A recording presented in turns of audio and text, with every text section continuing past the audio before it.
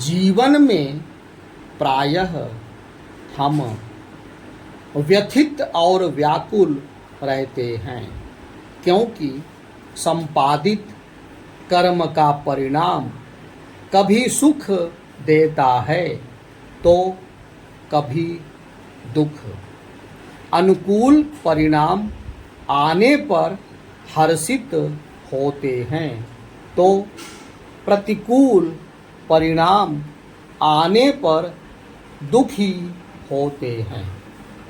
ऐसे में उचित यही है कि हमें कर्म के फल की आशा और आसक्ति का त्याग करना चाहिए। अपने समस्त कर्मों के फलों को ईश्वर को समर्पित करते रहना चाहिए। वास्तव में जीवन एक रंगमंच ही तो है। हम यहाँ विभिन्न प्रकार की भूमिकाएं अदा कर रहे हैं। हमें इन भूमिकाओं और उनके परिणाम से बंधना नहीं है। इस जीवन यात्रा के दौरान जय पराजय, हानि लाभ, यश अपयश और मान सम्मान तो आएंगे ही, किंतु यदि हमारे भीतर ज्ञान एवं कर्मयोगी की दृष्टि रही तो स्थितियां प्रतिकूल हो सकती हैं।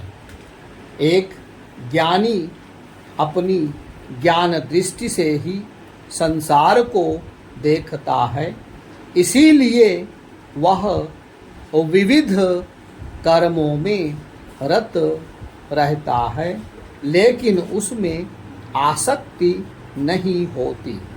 इसीलिए वह सदैव आनंदित रहता है।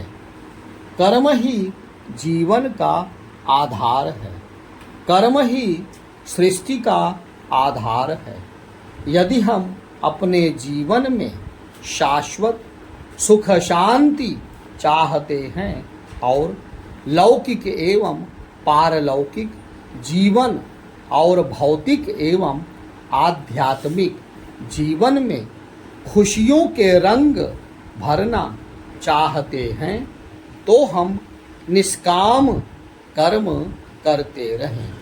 निष्काम कर्म ही कर्म बंधन से मुक्ति का अचूक मार्ग है।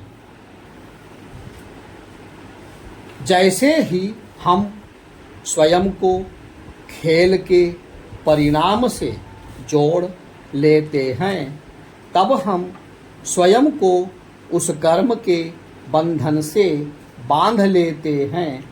इसीलिए हम हार मिलने पर दुखी होते हैं और जीत मिलने पर सुखी होते हैं, और इस प्रक्रिया में उस खेल का आनंद बिल्कुल नहीं ले पाते। यदि हम उस खेल को निष्काम कर्म करते हुए साक्षी भाव से देखते हैं, तो उस खेल का परिणाम कुछ भी हो, हमें आनंद ही प्रदान करता है।